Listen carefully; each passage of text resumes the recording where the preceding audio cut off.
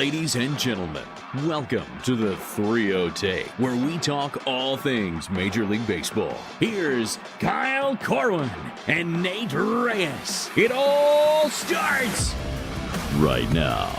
Oh, welcome back to the 3-0 Take, presented by SeatGeek. This is episode 491. I'll be your host, Kyle Corwin. I'm here with my co-host, Nate Reyes. Nate. I am he. This is we. 3-0 Take. Welcome. Welcome one, welcome all. If you're a first-time guest, welcome. If you're an OG, welcome. We're in the middle of it. We're just surviving out here, just treading water. Speaking of surviving, before we get into baseball, well, it's baseball related, but I still got a little bit left in the tank in this old wing of mine. Interesting. I told you how I was helping out with Meredith and I are helping out with our youth group at church, and tonight we had like a little Thanksgiving party, and at the end our game involved marshmallows, and by the end of the game it had evolved into, let's just call it, marshmallow dodgeball. Yes. And it's the jumbo size marshmallows. Absolutely. And I wasn't necessarily going to participate, but then I started seeing marshmallows flying across the room, and I'm like, well, I have no choice now. So Exactly. Loosened up a little bit, and I was dotting kids from across the room as if I was still in the 6-hole. That's good. Smoking little kids. Smoking kids in the eye. Giving kids black eyes with marshmallow. Not that far, but yeah. Still got a little juice a little juice left. I like it. Get that thing loose, man. Couple cracks as I was loosening it up, but I got it going. I eventually got it there. Paige and I, we got the first Christmas movie and we watched Elf the other day. And classic. That scene where he's just whipping snowballs at kids in the park. And I'm like, man, I miss at it. That age. I miss the day. Miss the day where this old wing could handle it. Not anymore. How fast do you think you could throw a marshmallow? Crow hop, janitor's throw, just air it out. You think you can get that thing above 65? Not above 65. You don't think so? A marshmallow? You think it's got enough weight? Those jumbo ones can get kind of heavy. The jumbo ones, got a little weight to them. Maybe. No, I'm not even. Stop. 50. I'd be happy with 50. I'd be happy with 50. Get a radar gun out. We may have to do that next time we're together. Contest. Might have to be part of the plan for content next time we're together. All-Star game in Atlanta. That's true. Marshmallows. I feel like we had to save it for a time where we're down deep in the trenches of this moveless off season so far. Yusei Kikuchi would like a word. Babuchi. Yusei Kikuchi would like a word. But before we talk about Yusei Kikuchi, just wanted to plug real quick the Facebook group, the Today in Baseball. It's on our Facebook page. You'll see it pinned up at the top. We've had it around for a little while now, but I realized I hadn't plugged it in some time. So if you're on Facebook, which I know that's like a controversial thing, like, oh, I would never be on Facebook. But then I know people have their entire lives on Facebook. If you're on the platform, we have a group for you. You can chat with other baseball fans. You can talk some trash with some other baseball fans. You can share some updates. You can catch our lives on there. Check out the group on our Facebook page. It's pinned at the top. You're more than welcome to join. We'd love to have you. Just want to get that plug out there. Now, let's talk Yusei Kikuchi. The audacity of you to sit here and say that this is a lifeless or moveless offseason.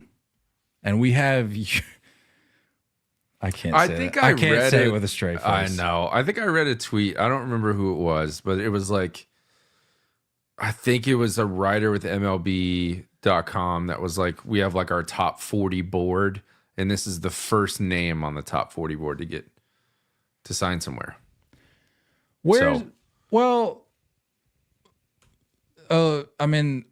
that regard, I like referencing MLB trade rumors. So, I mean, what are we looking at there? Because, I mean, you got Soto, you've got Burns, you've got Bregman. They've got Bregman third on their list of top 50 free agents. You got Snell. All right, I mean, let's go down.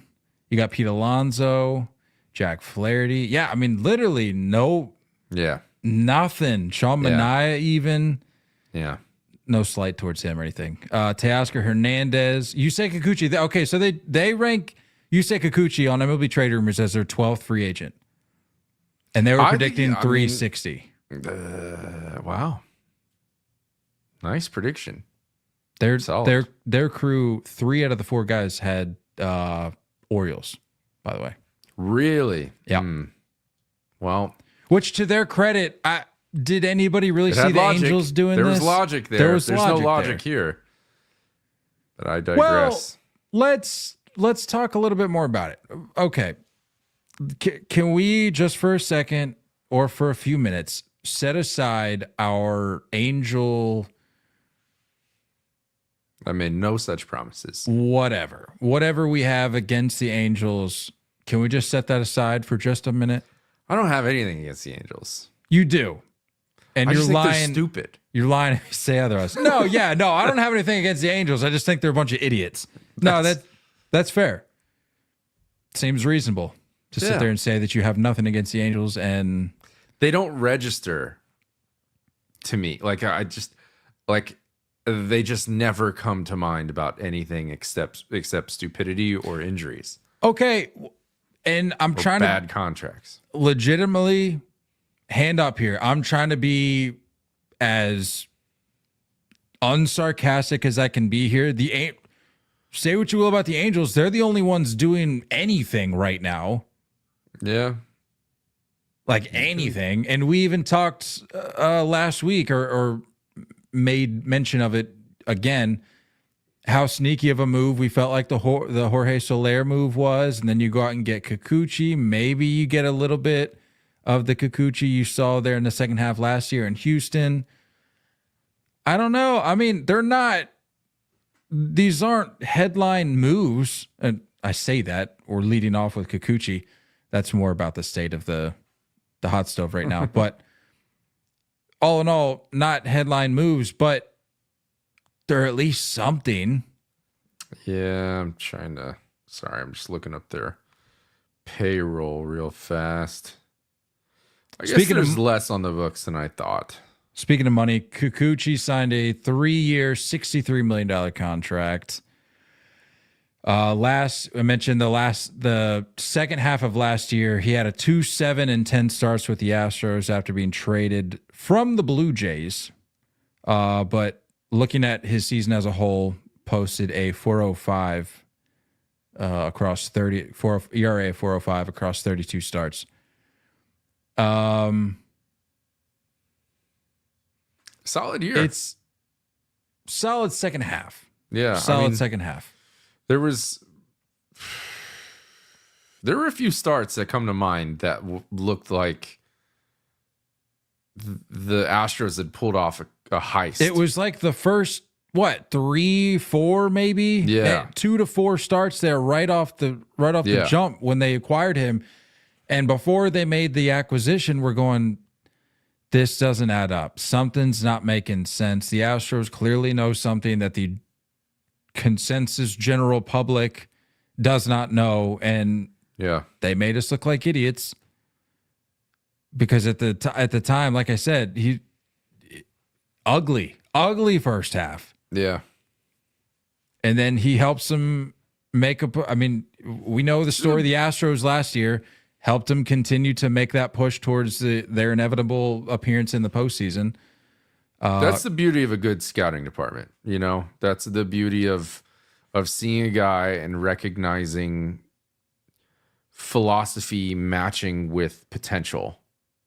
And a guy that is kind of like a buy low risk, high reward kind of thing, and it was a high reward. I thought he looked really, really good in an Astros uniform. So I'm not coming down on the Angels for making this move. I think it's just,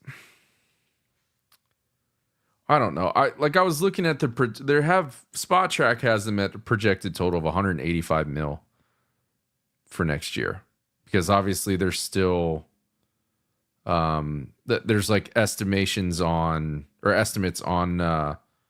their arbitration guys. So they're just kind of guessing that number of what they're going to settle at.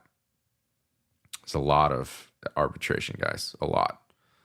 Arb and pre-arb. So as far as like, heavy hitter money, this is basically it. Like, it's Rendon, obviously, Mike Trout, both above 37 mil. And then there's a big drop off to Kikuchi at 21. And then they got Soler for 16, as I'm saying AAV here. Tyler Anderson at 13, Robert Stevenson at 11. Even like Kyle Hendricks, he's down to 2.5. Kevin Newman, 2.5. So like, what was the Travis d'Arnaud deal again? Wasn't very much. What's weird is that he's blanked at the bottom. There's no number next to his name. So I don't know what that total is. Wasn't but overall, much. I mean, 2 years, $12 million. Yeah. So it's funny because it's like they're doing stuff. They're getting a lot of mid-level free agents, and for the most part, I'd say guys that are money-wise is pretty movable. If you're having a down year, and any of these guys would be a target at the deadline for a playoff contender. But this one just felt like a little bit of a reach for me. This just felt like financially this is a little much. I know it was a good second half, but it's still like you got to feel like he's going to fall back to the means a little bit of what his back of his baseball card shows. Yeah, but 21 mil is a lot. Sure, but if you're the Angels, you have to look at this from the perspective of like, okay, assuming that the Angels were going to do something this offseason, you're probably going to assume that they're out on these premier free agents that are going to be demanding just insane money. And so, once those big dominoes fall, once those names come off the board, and this happens every offseason because it's a natural reaction. Once those big names start falling off the board, then you start seeing teams scramble for plan Bs, plan Cs, and they start to plug in the holes as best they can to sort of recreate maybe what they missed out on in the aggregate or something close to it. But the Angels are probably looking at this going, we don't really stand a chance for any of these top arms. So before Kikuchi even has a chance to be pursued as a plan B or plan C, let's just go ahead and make him our plan A, assuming that we're not in the mix for a Snell or a Burns or a Fried. So maybe that's what they were thinking. Yeah. To your point, I think it was a little bit of an overpay. But if you're going to pull a guy off the board that quickly, you're going to have to. You're swaying me a little bit. You're swaying me. You're pulling me to your side. And who knows? Maybe he does go out and give you a somewhat replicated effort that we saw last year or last half. Yeah, I mean, I guess so. I guess it could be there, and I'm sure there's a little bit of self-awareness there. It's like, no need to limit ourselves to, some of these lower tier names, and no offense to these guys, but like, a Lorenzen, a Clevenger, a Cobb, Cal Quantrill. Like, there's no need to drop yourself that low this early. So I guess you're right. I like the move. I'll just say that. I'm okay with the move. Was it a little bit of an overpay? Sure. but it's still significantly less than what you would have had to pay for these guys. Yeah. That again, can assume that you're already out on anyway. A reminder, he's 34. It's a 3-year deal. It takes him to 37. It is what it is. I'm trying to get hyped. I'm trying to get hyped up enough to talk about this. All right, so you're lukewarm on the Yusei Kikuchi deal at best case. I know you probably feel a little bit better about this Jonathan India Brady Singer deal. I feel real good. We were texting, dude. This feels like a win-win. I like this trade. I really do. Because you and I have been talking about this whole Jonathan India limbo for a while now, where it's I've been high on India. Yeah. Good rookie year. I know it's kind of, hasn't been much since, but I think it's in there. It's kind of a situation like, what are we doing here? Are we trying to stick this out long term in Cincy, or are we trying to look for a fresh start elsewhere? Right. See if we can recapture what we saw in that rookie season. So he will now be heading over to Kansas City. Brady Singer will be heading to Cincy, as well as Joey Weimer will be heading to Kansas City as well. Yeah, dude. I like this. I really like this.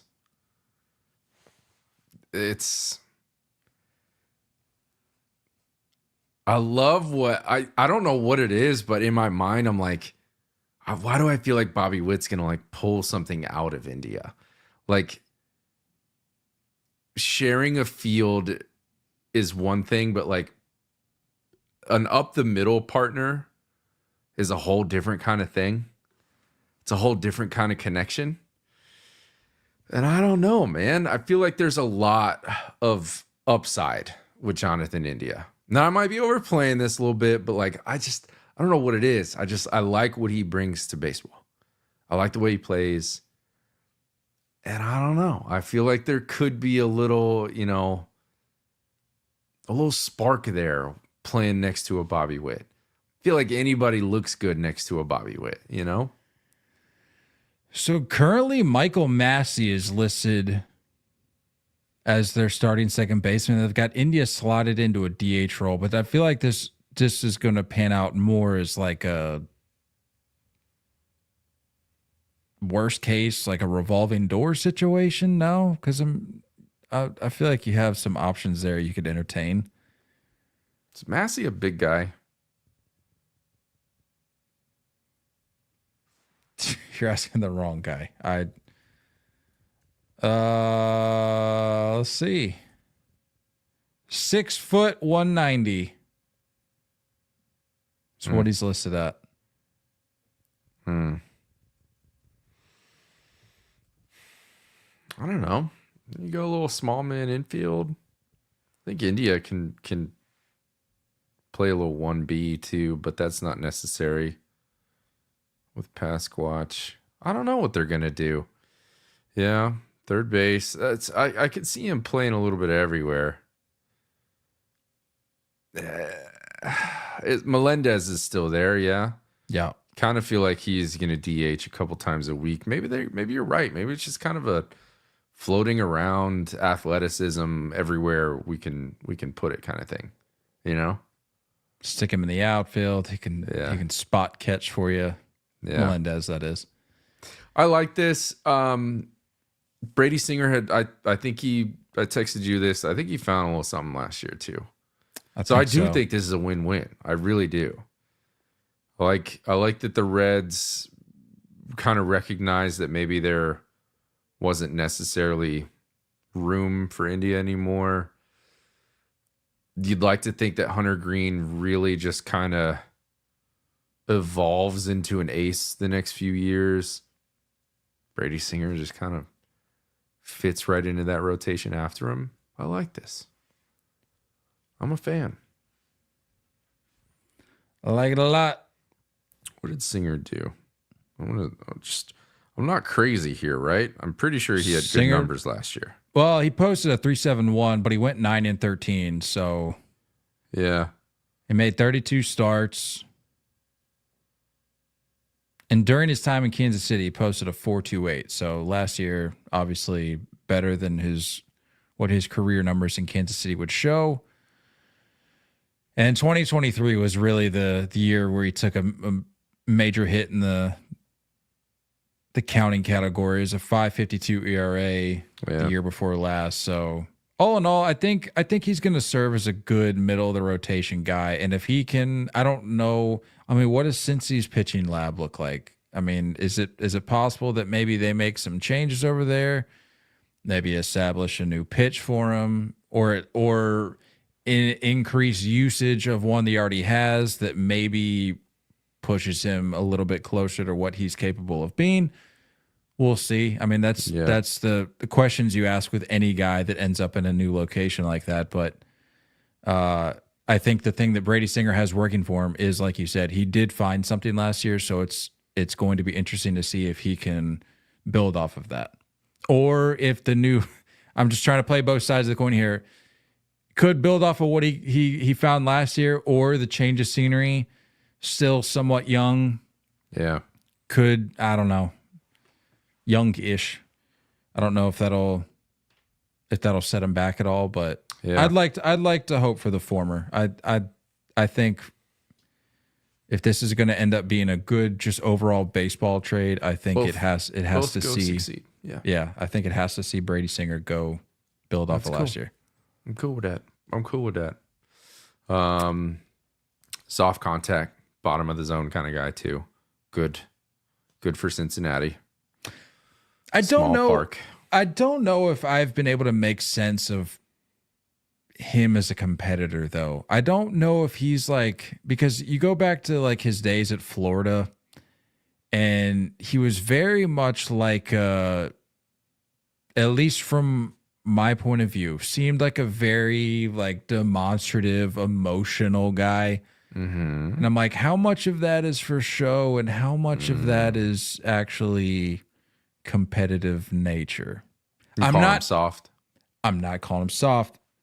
I'm not trying to put him in one camp or the other. I'm just saying that is an element of his game that I know a lot of people look to, a lot of people manufactured. Point to. Correct. That's just something that gets brought up a lot with him, because he is he's very emotional, and I don't know how that's gonna. You think that's just how they breed him down at Florida? Pete Alonso is really similar. I don't know, man. That's a good point. That's very manufactured. Very similar. I don't know, man. I don't know. Just be interesting to see how that develops as he gets older. That's true. That's all. One note I made in my head was that when I saw this, it makes things interesting for the Gleyber Torres market, because I think there were a lot of teams in on India. I think that was potentially a backup plan if they didn't get Gleyber Torres. Well, remember, this goes back to the deadline too. India's name had been floated around a healthy amount, so it was only a matter of time. And you talk about, like, I'm not going to sit here and say that I think Gleyber Torres is necessarily like a top priority free agent. It's just that there's such a drop off after him at that position. There's just question marks all over the place. I mean, it's a big drop. Like Nicky Lopez, Whit Merrifield, Jorge Polanco, Brandon Drury, Tony Kemp, Joey Wendell. Like, this isn't necessarily a slot in the lineup every day kind of name. And I think Gleyber probably is, just compared to the rest of the league at the second base position. So I do think that Jonathan India was a backup plan for a lot of teams. And I didn't see it coming with the Royals. It was a little bit of a surprise. That was a surprise landing spot.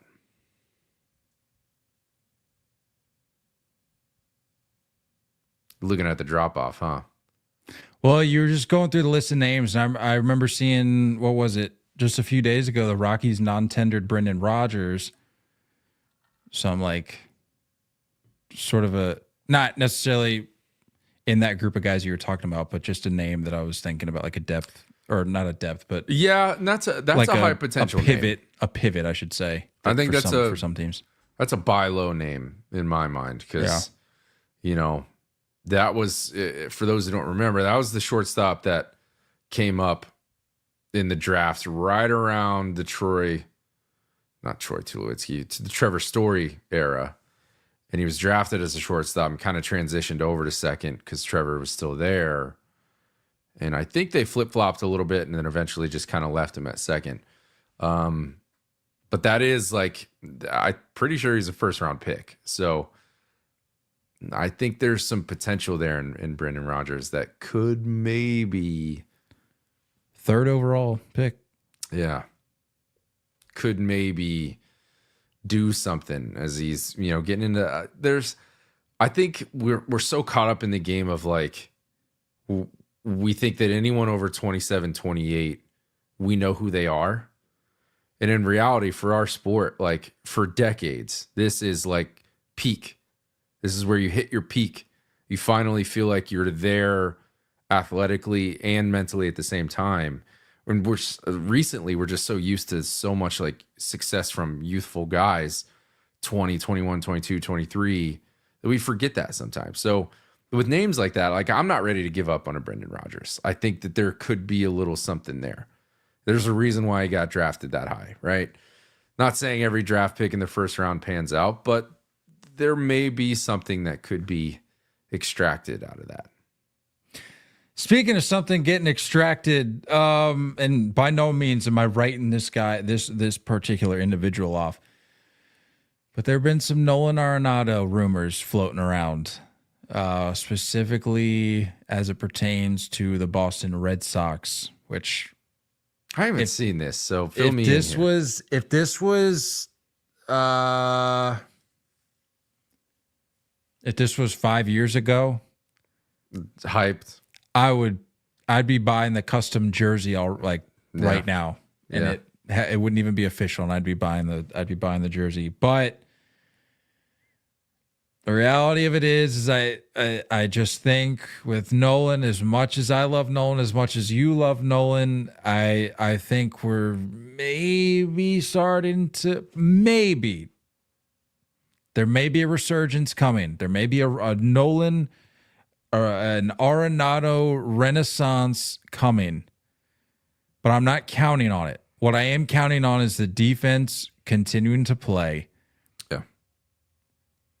But to answer your question, or to bring you up to speed as to what I've been hearing, there was a report talking about from Sean McAdam of Mass Live, some talk about maybe moving Devers off of third and slotting him in either a first base position, a DH role, some options at play there, but ultimately freeing up third base to entertain somebody else that's currently out there looking for a home. Nolan Arenado is one of those guys. Alex Bregman, I think, is also another name that's been getting tossed around out there, I'm just mentally preparing myself for that being a very realistic possibility at this point. Do I think it's going to happen? No, but I'm just going to go ahead and get out in front of that. So in case it does happen, I'm not going to be shell-shocked by it. But yeah, the report from Sean McAdams said that there's been, quote, there's been some internal talk about moving Rafael Devers off third base at some point, and Arenado is viewed as a potential plan B. The Cardinals, who are watching their payroll carefully, wouldn't be opposed to moving him if a team is willing to take on most of the remaining money. One potential obstacle, Arenado has a full no-trade clause. Mm-hmm. Definitely. Boston obviously has the financial room to make that work. I think it's like from an outsider perspective, I think it's about time Devers gets moved off of third base. Can we agree there? It's been pretty rough defensively for a while now. First percentile in terms of outs above average back in 2021. Jumped up in 2022 to -2 outs above average. 2023 -8 outs above average. 2024 last season -6 outs above average. Yeah. So I'm with you. I've been like, so the way I look at it, the way I've looked at it really since he's been up, it's sort of like a Manny situation where it's like, just deal with it. Whatever, just deal with it. We'll take your bat as often as you're willing to give it to us. Mm-hmm. But it's just a little bit different because you're on the infield. It's not quite the same comparison. Yeah. But I'm with you. I think it's just time to make a change there at third. But I say that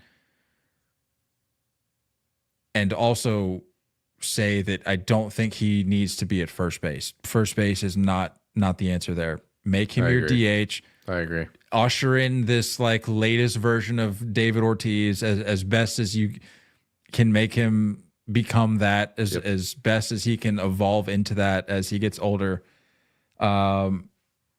Take that route. Don't just have a first baseman at first base.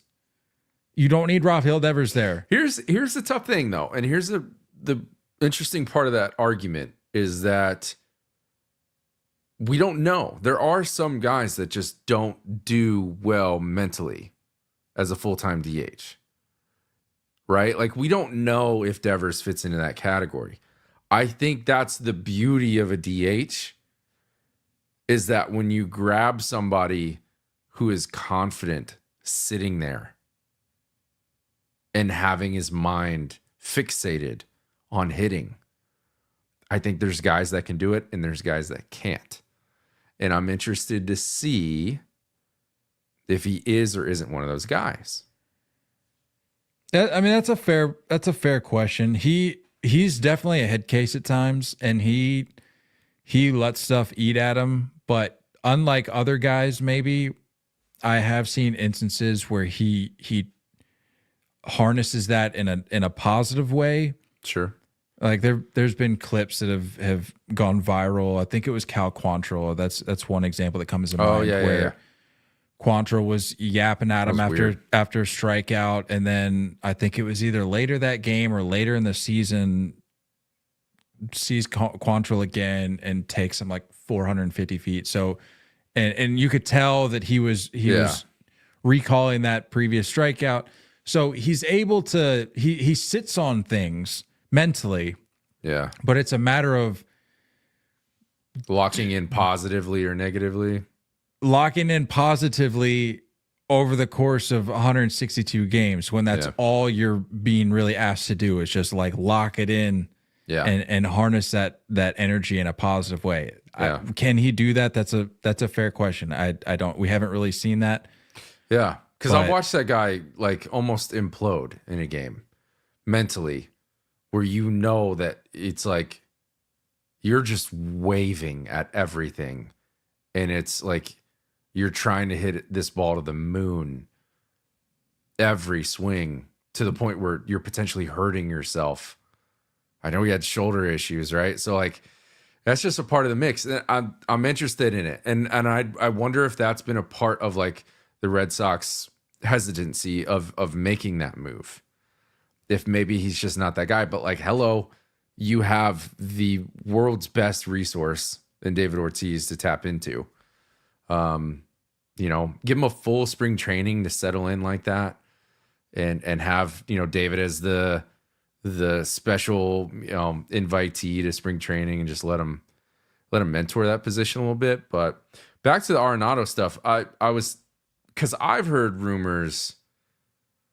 In my mind, I didn't really have the Red Sox in the mix, but I guess the more you explain it, like maybe they are. But I am in the mind that the Yankees and the Astros are the names I'm hearing the most of Arenado. And the Astros are almost like, if we miss out on Bregman, we go trade for Arenado. And it's kind of a similar situation for the Yankees as a plan B to not signing Soto. And I'm just wait for these dominoes to fall once Soto finally signs, because you're hanging on, $45 to $50 million AAV of understanding what your maneuvers are. And I think it's silly if the Yankees do re-sign an Arenado, do re-sign Soto to go make that move for Arenado. I just don't see it happening. They'll settle with Jazz at third because he looked okay. Bregman, I don't know. I struggle seeing him anywhere else. I could see my sneaky team is Detroit. My sneaky team is a little reunion with Hinch. And if Detroit goes and gets a bat and a couple rotation arms, like, run it back. You know what I mean? So I don't know. I like that fit. Right? I would love, I'd love that for the Tigers, man. Get some, I mean, to put it simply, like, without like overthinking it, just get some guys that are going to sell some jerseys. Like, you've got some, I mean, you've already got some young names up there that are eventually going to fill that role, but like, go out and get some guys who are going to be able to do that right now, who are going to add to the excitement, going to build off the excitement that we saw at the end of last year. Really the whole second half, you could say, and just keep that ball rolling. But the Arenado thing, if I had to say yes or no in terms of wanting it or not, I just don't want it. And that's crazy that I'm saying that I don't want Nolan Arenado on my team, but I know there's just better ways to go about that. I don't think the Cardinals have much leverage here to sit here and say that wherever he goes needs to take on majority of that contract. Like, the Rockies are paying a chunk of it, and you have an aging third baseman who's definitely trending in the wrong direction. You have no leverage. You have no leverage. So you can't sit here and have demands. I think you got to eat some of that contract, majority of that contract, in order to move him. I've seen rumors that Yoshida would be involved in that trade. I don't think it'd be a 1-for-1 necessarily.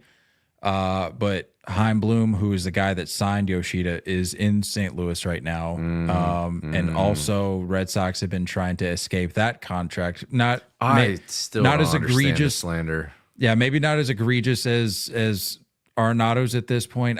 Maybe it is. Some people probably have different feelings about that, but they've been trying to get rid of that contract for a little bit. Maybe a little bit of buyer's remorse there. So that could be a deal that would maybe make sense for both teams from a financial standpoint, maybe not structure standpoint, but I don't like the Yoshida disrespect. I mean, I don't either, but I think I've gotten what I needed to get from Yoshida at this point. I'm like, I'm not necessarily emotionally attached to it anymore. So I'm like, if there's a move that makes sense, I mean, if it means getting Nolan Arenado, sure, go for it. Like, we'll see you. Thanks for your time here.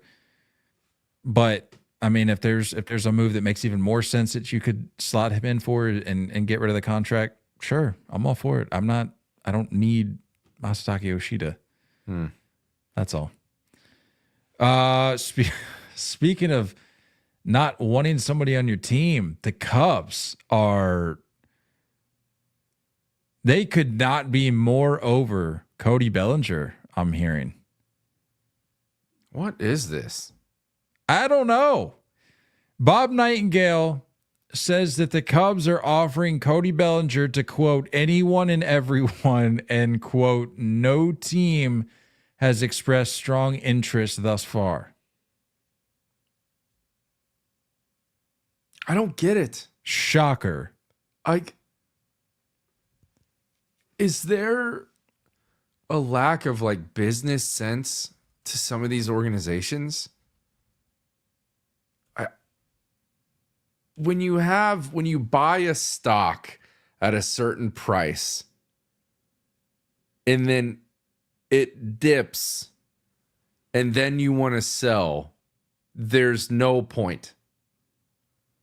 you might as well hang on and let that stock rise again.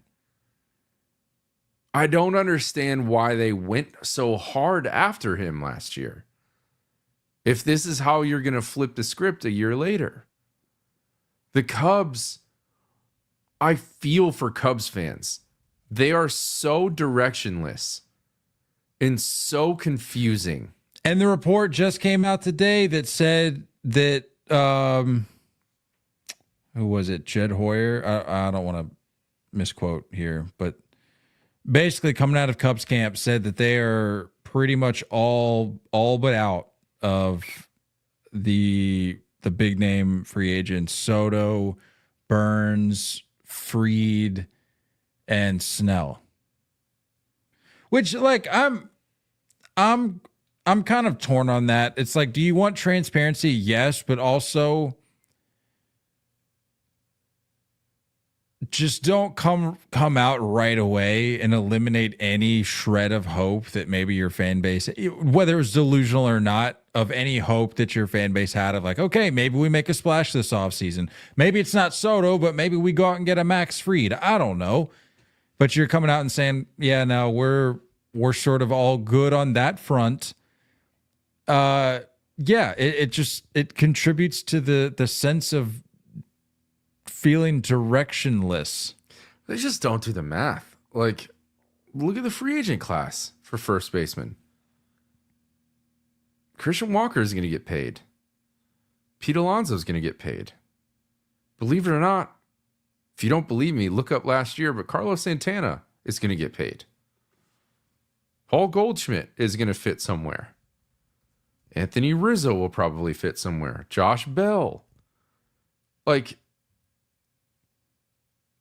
if you're going to take on, I don't understand, what was the contract? Bellinger's? It was a three-year, $80 million contract. Yeah. I'd rather take my shot with any of those names for a 1 or 2 year deal versus, to be fair, I think Pete Alonso is going to get more than this, but a Bellinger at 27 mil this year, 25 next year, who has a player opt out next year. So it's like, what are we taking on here?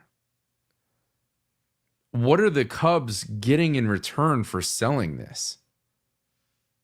You're selling so low when there's so many other names at first base that have had more success recently. I'll be honest with you. I don't know if I remember the fact that he had opt-outs after each year. I don't remember that being a part of the contract, but yeah. Talk about a win for him, dude. That's a no-brainer. After 24 and 25. And if you get more of the same, what do you think he's going to do next offseason? So this was I hope I'm not rewriting history here. I hope if you went back and listened to the recordings that we did after this deal was signed, I hope we approach it with the same sort of skepticism, because objectively, this just isn't a great deal. And I think this was, again, I hope I'm not rewriting history here, but I feel like you could have seen this coming, because you didn't get enough consistency out of Bellinger to warrant taking, really, in my opinion, any sort of risk. Should you have paid him? Yes. Yeah. But you shouldn't have been, 27.5 for a guy that's given you like a somewhat solid year once out of the last 5, going back to his MVP season. Mm-hmm. I just don't know if that was I just feel like that was a little bit of a panic move and trying to lock down a guy that you thought maybe had figured it out once again, but it turns out that possibly not the case. I don't know. And I think any of those teams that were in on him last offseason are kind of like dodged a bullet after watching this year. So you got to assume that they're not buyers this offseason after a bad showing. I don't understand what the Cubs are doing. And I bet they're going to get weird and like bring back Rizzo. You know what I mean? Like I could see that. Like, I don't understand. It's never made sense to me to sell this low. It doesn't add up. I don't get it. If they're going to have to eat a ton for me to go in, I'm not sending you any prospects. I'm going to say I'm going to have half of this contract, and I'm probably going to offload some money with the guy I'm sending back in a low A guy. I'm not sending anything over for this. I mean, all things considered, though, if we're looking at this Cubs lineup for next year, I don't hate it. If we're being really honest here, I don't hate it. It just doesn't make sense that we're not seeing the results. It just, I don't understand what the problem is here. Missing. Yeah. I don't know. Because, I mean, you run down the lineup here. Ian Happ, Dansby Swanson, Cody Bellinger, who we obviously just talked about, Seiya Suzuki, Michael Busch, Isak Paredes, Nico Horner, P. Crow Armstrong, Miguel Amaya. Yeah. I mean, and then you've got Shota, you've got Steele. There's talent there for sure. There's talent there. There's an opportunity. We'll call it a window. I feel like coming into this season to where if you add a little bit of strength to that rotation and maybe go out and get a more reliable power bat and maybe not have to rely on a guy like Cody Bellinger to find what he did 2 seasons ago. Mm-hmm. Because I tell you what, if there was a guy whose MVP, whose outdated MVP gets referenced more, there's nobody in baseball whose MVP I feel like gets referenced more when we're this far out from it. Like I hit 2019 MVP Cody Bellinger. It's like, okay, well, we clearly don't have that Cody Bellinger anymore, so we can. This is the same thing as Chris Bryant. It's rinse repeat, man. We can set aside that descriptor, but with this Cubs team, they're not. I personally, I don't feel like they're far off. Yeah, I agree. It's odd. It's odd. You got some guys that are like in between positions. You know, they keep bouncing them around, and Seiya Suzuki doesn't seem to want to stay healthy. I don't know what kind of offensive numbers you're going to get out of Crow Armstrong.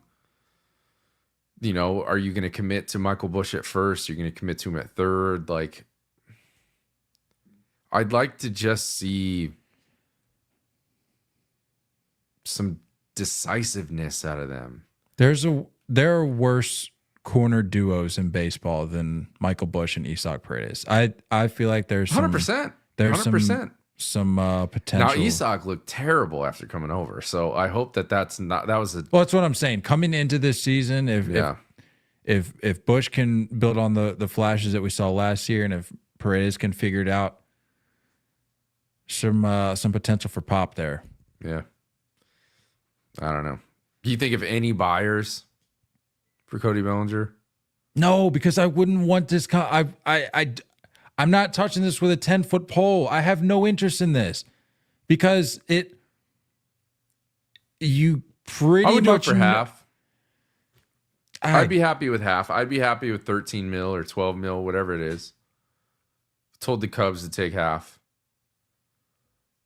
and not giving up a prospect in your top 25. Send a bag of chips over. I would do it. Just in case he taps something in. And he does at least give you the versatility of playing center field and first base at a pretty good level. That's fair. Just saying. But again, this is if you miss out on all these other first base names. If you're really that struggling at first, you're looking elsewhere. Want to get into some listener questions? Let's do it. I like this. We haven't done this in a while. Yeah, I mean, obviously we're headlining with Kikuchi, so that sort of shows you with that treading water. Sort of shows you where we're at. But yeah. It was a perfect opportunity because I'm like, we're coming up on Thanksgiving. We could benefit from maybe a little bit deeper of an episode, give some folks who maybe are traveling a little bit of extra content. So I said, let's flip some questions to some folks. So I think I got 5 questions listed here. Right. And we can, I'm gonna try something new here. Let's see if I can do this. Can I put this up here? There we go. Let's put the question up on the screen for the folks watching at home. Nice Braden asks, what do you think the Jays and Red Sox need to do to compete in the AL East next year? Well, you lead it off with the Red Sox. You need pitching. Yeah, pitching. You need pitching. And it sort of concerns me, not terribly so, but it concerns me that we're even having conversations about third base, who's going to play there, who's good defensively there, who's not good defensively there, should they move to first base. That's not important right now. We need starting pitching. And honestly, with the way that I'm not going to drive myself crazy getting swept up in this Soto nonsense, but it does sound as though you can laugh, I can laugh. It does sound as though they're in the final 4 here. And supposed to be getting offers this week. We are in Soto offer week. It is upon us. But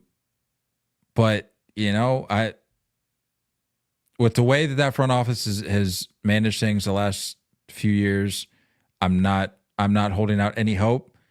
But if they just want to blow the lid off this thing, not a bad guy to start that process with. Yeah. And there's reports coming out saying that the Red Sox are determined to get 2 of the 3 big arms, whether it be Fried, Burns, or Snell. They want 2 of those guys. That'd be wild. So that's good news, but for the Red Sox, that's first and foremost what you need to address right now, because everything else at that point would be a bonus. I would love if you could go snag Tanner Scott.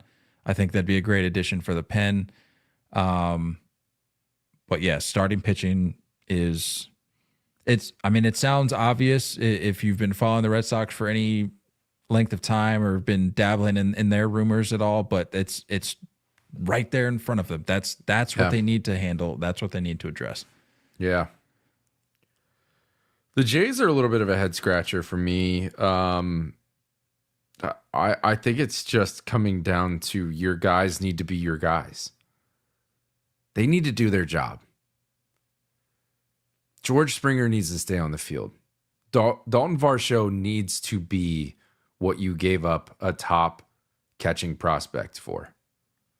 He needs to show up and hit. You gave up Gabby Moreno, and I look at Gabby Moreno as a top 10 catcher all day. They need to start being what they like. Kevin Gausman needs to play to the back of his baseball card. Bassett did not have a good year last year. Their bullpen looked rough last year. There's a lot going on. Barrios, like these guys just need to be their guys. I feel like the Blue Jays have made the right moves. Whether they've made the right decisions on committing to a Bo Bichette or Vlad or trying to keep a core together, that's a whole different argument. But they've made the right moves in bringing guys in. The production has not been there. Outfield wise, I like the Loperfido ad. If you're not familiar with Joey Loperfido, I think he's going to be really good. I think he's going to be really, really good. Keep an eye out for that name. You know, Schneider can kind of bounce around. You see him play left, you see him play second. So like there's enough talent on this roster. Bo Bichette's going to be Bo Bichette. And I'm struggling on that side of it. I am struggling to understand the lack of commitment from the Blue Jays side. But Bo Bichette's going to be Bo Bichette, and you kind of just have to build off of that. But if the guys don't perform, the guys don't perform. So it's hard to sit there and blame the Blue Jays as an organization without looking at the players and saying, there's some responsibility falling at your toes here. They're falling at your feet and you're not showing up. You think this is it for Vladdy? I think so. In a weird way, unless they finally become what they're supposed to be, I think it's it. The second my man started walking back the Yankee hate, that's how I knew. I'll play anywhere. Dude, shut up. It's a business. It's a business. Hey, Yeah. what if Vladdy comes out? Wait, what are you talking about? Yeah, just busts out the accent a little bit. Yeah. I don't know, man. A savvy business move. Credit to you, Vladdy. Keeping it, well, not really in the AL East, but if you want to reference last year, Ian says Anthony Santander will be the biggest sleeper / impact signing this offseason. I could totally see that being the case. Oh, yeah. Sure. Could totally see that being the case. And honestly, coming into this year, I just don't like, it sounds crazy, but I just don't know if I was still fully on board with Santander. I was like, is he for real? Like, is this going to be what we get out of him moving forward on a pretty regular basis? And after this year, I'm going, this might be it. I mean, looking at the last 3 years, 33 home runs, 28 home runs, 44 home runs. It was an all-star this year. I mean, the pop is going to be there. He's not going to hit for average. Right. Those 3 years, he hit 240, 257, 235. But he's a well above average OPS plus guy. I mean, I'm going to go out on a limb. And if he ends up in a hitter's park, I mean, we just got done talking about what happened with Camden, like maybe a little too little, too late situation there with making some corrections to the left field wall, or just the outfield in general. But if he ends up somewhere, it's even more conducive to his style of hitting. Watch out. And as a switch hitter, dude, like that plays anywhere. I'm not too worried about the defense. I know it's not great. But I'm looking at this list of free agents. If we remove Soto from the conversation, there's, I would say, only Pete Alonso that I feel more confident about for consistent pop. Remove Soto from the list.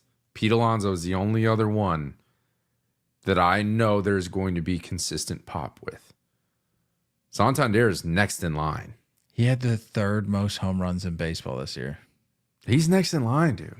Not enough people are talking about the fact that Anthony Santander had the third most home runs in baseball. And the two guys in front of him are just in a world of their own. Right, in exactly. Aaron Judge and Shohei Ohtani. So exactly. You take out the unicorns in this case, Anthony Santander showed you he's one of the best power bats in baseball this year. 2 years younger than Teoscar. Switch hitter. There's a lot to like here. I think I'd take him over a Tyler O'Neill. Oh, for sure. I'd take him over. I mean, not that we're going one for one for positions here, but like I have more trust in him than a Christian Walker. Like outside of Pete Alonso and Juan Soto, this is what you want. If you need pop, this is where you come. This is where you go get it. What does trade rumors have him? Let's see what they have him getting. 4 years, $80 million. That's affordable, dude. If Kikuchi just went for 21. Yeah, what are we give me 40 homers, dude. Give me a switch hitting 40 homers. 20 mil a year for 40 homers. Yeah, I'm taking that. I'm in. I'm absolutely in. Where?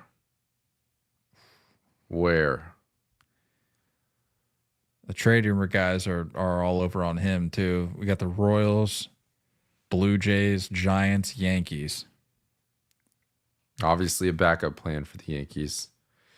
I don't love that because, like, I don't know. I feel like Judge has to get back to right field, and it just creates more confusion there.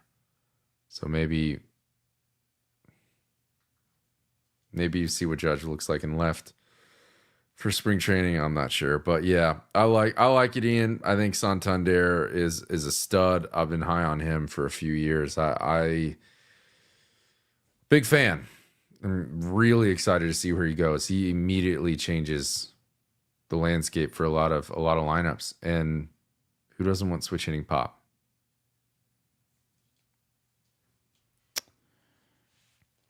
Justin asks, will the Rockies do anything? No, Justin. No. No, they won't. No. And tell me why they won't, Nate. It's just a miserable franchise. They're taking advantage of that fan base.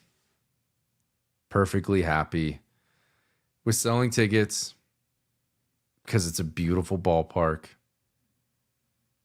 Perfectly happy going 50 and 110, whatever the numbers are, 60 and 100.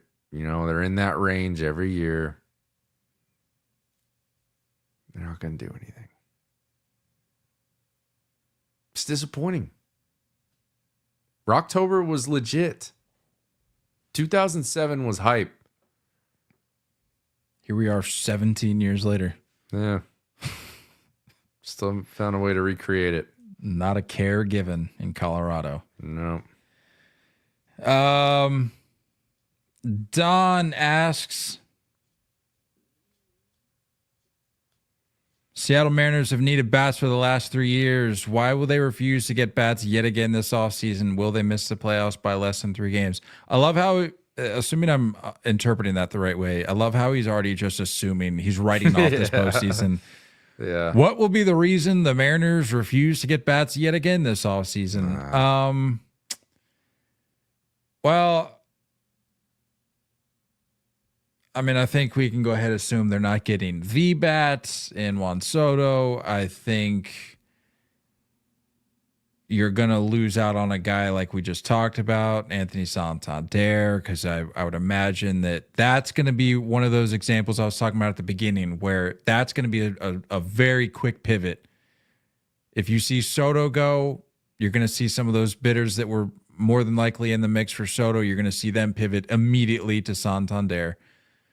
And when I say pivot, you have to assume that they're in their war room or whatever. They already have a plan in place for Santander if the Soto thing doesn't work out. So I would imagine that domino would fall relatively close in proximity following the Soto move. But then it's like after that, who is going to, in terms of a bat, who is going to be somebody that would get you excited? I mean, there's certainly names, but you're going up against other teams that have proven that they're more than willing to outbid you when it comes to elite bats, elite arms, whatever. When I look at the Mariners, I don't really think free agents. I see them moving one of their rotation arms. And even that, they've said that they're not really willing to do. And if the asking price is there, because I think Luis Castillo is being offered. I think he's being put out on the market. Not that it would get it done for Luis Castillo. Maybe one of the lower names in the rotation. But you mentioned the Yoshida move being a thing. And that's a good landing spot. You know, the Red Sox need pitching. They have a bat to ship out. Mariners have a ton of pitching. They need a bat. That seems like a potential fit for me. I don't know what the name is. I don't know if it's a Castillo. I don't think Yoshida is good enough to get that done. But But you could see like a quadruple A kind of guy. But it's got to be like a big league bat ready to go. I mean, I don't know. The offer when the Reds were asking, I don't mean to keep bringing it back to the Yankees, but like that's just kind of where my mind goes for prospects. Like Spencer Jones and Jason Dominguez were asked for. And I think at this point, the Yankees, if they do bring back Soto or go get a Santander, I think they move on from one of those names. And I think Luis Castillo could be in play. So I think the Mariners could get an impact bat just in a different way. I don't know if I see them spending the cash on the free agent pool. And I don't think they'll miss the playoffs by... Well, they missed the playoffs by less than 3 games. I think they're in the hunt. I'm not willing to give up. Yeah, it's it. I mean, gotta stay positive. November. It's only November. Like we can't be giving out eulogies in November for the 2025 season. Just can't do that, you know? Yeah. Let's wrap it up with this one. Ron asks, what are the Rangers going to do about their entire pitching staff? Oh, boy. I don't even know what that staff's looking like. Let's pull it up. So the guys that are in the mix for next year, how the rotation shakes out, and obviously we have yet to conclude free agency, so it could change even from now. But as of right now, you've got Jacob deGrom, John Gray, Tyler Mahle, Cody Bradford, Kumar Rocker, Max Scherzer, Jack Leiter. A lot of high upside here. You're losing Nate Eovaldi, obviously, which is going to be a huge blow for that rotation. You don't really know what you're going to get from Jack Leiter. Yeah, he disappointed a little bit. It was rough. Kumar, I think, got called up. Didn't he have the September call-up starts to work with? He did, yeah. How'd he look? In Did he look okay? Let me see here. I'll be honest with you, because once the Rangers sort of fell off. Yeah, it was hard to plug back into them. I sort of checked out. Dane Dunning had a down year, but I mean, maybe he works his way back into the rotation and, gets a 5th spot. But you're right. I mean, look, there's a lot of question marks here.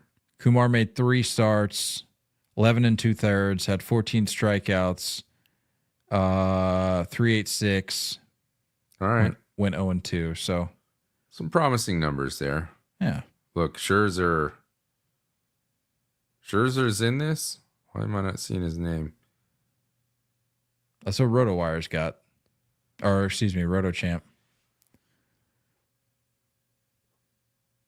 You sure about this guy?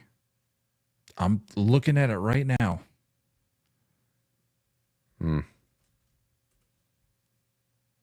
Yeah. MLB.com doesn't have him on there. RotoChamp's my go-to for lineup projections. So, all right, okay. Let's just assume Scherzer's not really a factor in 2025. Even then, if let's look at the glass half full with deGrom. Let's say you get what's a number in terms of starts from deGrom that would have you feeling okay? Because for me, this sort of goes back to like a Glasnow situation last year. If you recall, there was a point in the season where I was like, if he can reach, and I don't even remember what number I said for Glasnow, but I think he ended up surpassing that number that I'd set forth. And I was like, if he can break through that threshold, I'm happy. And he went on to the shelf. But it was at a point where I was like, that's fine. Like he got you the number of starts that I feel like was a fair expectation. And it's sort of the same thing with deGrom, where it's like, okay, I think a full season is a thing of the past for deGrom. but can you give us X amount of start? Like, what is a good number for a guy like DeGrom? I need 20. That's sort of the number I was sitting at too. I need 20. I need 20 starts out of you. Because I know you're still good, Jacob. Like, I know you still got it. I know it's still in there. We're not questioning the talent. Just questioning the health. I need 20 starts to put this somewhat behind you. It's not dead. But the narrative can change a little bit with 20 starts. Last time he reached 20 starts was 2019, where he actually had 32. Yeah. But I don't know, man. But are we saying they're out on Eovaldi? Have they come out and said that? No, but I think he's going to get snatched up by somebody else. Not because I don't think the Rangers are like, hey, see you hit the road, but I just think somebody's going to come in and sort of overpay. I think so too. Because you kind of can afford to with a guy like Eovaldi. And that's a situation where I don't think you're necessarily going to regret overpaying if it's by a little bit. Tigers, go get them. Come on home, Nate. Come on home back to Boston. Tigers, we need you. Look, if the reports from coming out of Boston's camp are true, if they are actually serious about getting two of those three arms between Burns, Fried, and Snell, if that happens, great. But if not, give me one of those guys. Bring back Eovaldi, and you're good. Get me maybe Teoscar or another comparable bat, and I'm good. And Tanner Scott. That's my Christmas list right there. This is a good off season for starting pitching. I think this is a really good off season. I'd be excited. There's going to be some good Christmas gifts. Yeah, I don't know. Rangers need to do a little something, man. It's a fun core, but I think I don't know. I think Bochy's probably done after this next year. If it's like if you're out 7-8 games, like, and you're not even sniffing the postseason, and you're forking over that much money to Seager and Semien, like, it's just a tough look. They got the ring, dude. They got the ring. I don't think that they're having any sort of regrets. Like, sure, financially, you're probably going, man, it'd be nice if we had a little bit more flexibility. But at the end of the day, they got what they set out to get. I hear ya. And if it results in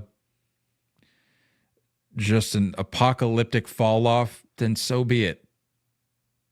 It is a bad fall off. They got what they wanted. Santander there would be sick. It's not gonna happen, but that would be sick. Man, hard to say.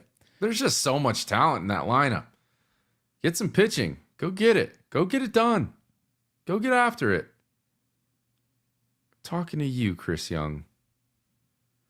You and you alone. Go get it done. They've got names. They've had names. It's just a matter of staying healthy. That's the thing. Well, I say we just wrap it up there. Went a little bit deeper than usual, but no episode this Thursday. Something going on Thursday. I can't remember. Something going on Thursday. I'm ready for. Let me ask you this. Yeah. Macaroni. Thanksgiving food or not? Absolutely. Okay. Right. I don't know the most interest in mac and cheese. I didn't know people felt so strongly about mac and cheese as in terms of it being a side for Thanksgiving. Do you what's going on in your life that you're so unhappy about mac and cheese? I love mac and not cheese. Not you. I'm saying like the haters out there. Like what's going on? Like there's something we got to unravel there. There's something going on in a deeper level that you're not okay with mac and cheese I want mac and cheese on every holiday.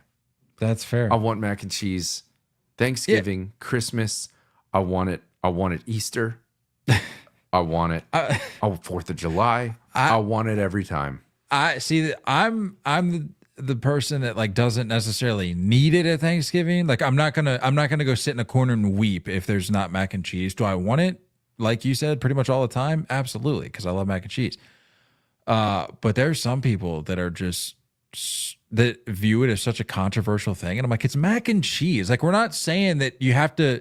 We're not talking about Twinkies here. Like if Twinkies was on the table, it's like, oh, you got to have Twinkies at Thanksgiving. I'd be like, what are you talking about? But it's mac and cheese. Like, why is that such a controversial side dish for Thanksgiving? I don't know. I don't understand. Mama Reyes is just dumps a brick of Velveeta in there, and it's just the creamiest mac and cheese. I don't care about anything else. I'm not kidding. You can post a picture on the store if you want. I will send it to you. My plate is going to have turkey and mac and cheese. 92% mac and cheese. That's all I need. I'm going to need to see that. I'm going to need to see that picture. By the way, dressing or stuffing? So settle this for me. Well, when it comes to Thanksgiving food, I sort of lean on my mom's side of the family for all things that I know Thanksgiving wise. For the most part, not all things, but most things. And for them, Southwest Pennsylvania, that dialect lands on stuffing. Okay. Did you marry into a dressing or a stuffing family? Stuffing, I believe. I'm the opposite. I'm team stuffing. And I married into dressing. And I don't know. I feel like I'm the weird one when I'm asking, what about the stuffing? Dressing is Thousand Islands. What are we talking about? Yeah, I agree. I'm there with you. What are we talking about? Gets stuffed. Yeah, what do you do? Now, I'm not eating the stuffed one.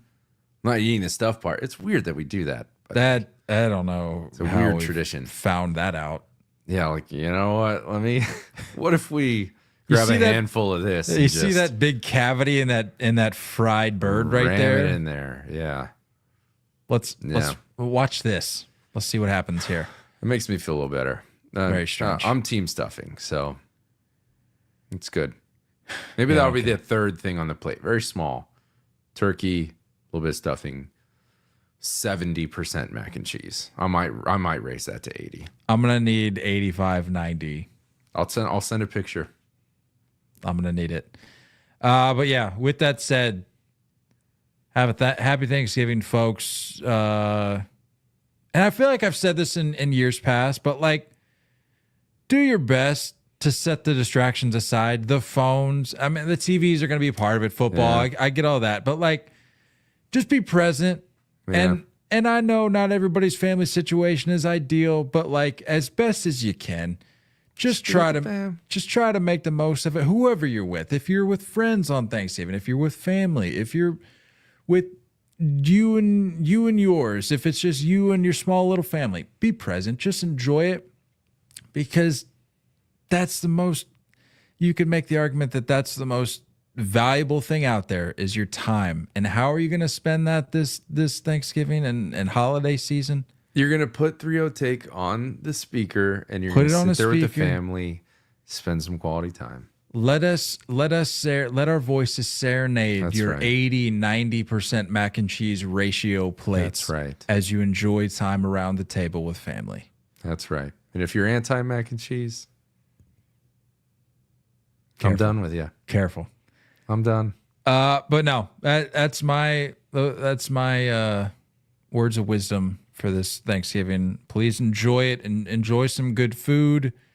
Enjoy some football, and like Nate said, enjoy a little bit of us too. Like don't forget about us baseball folks.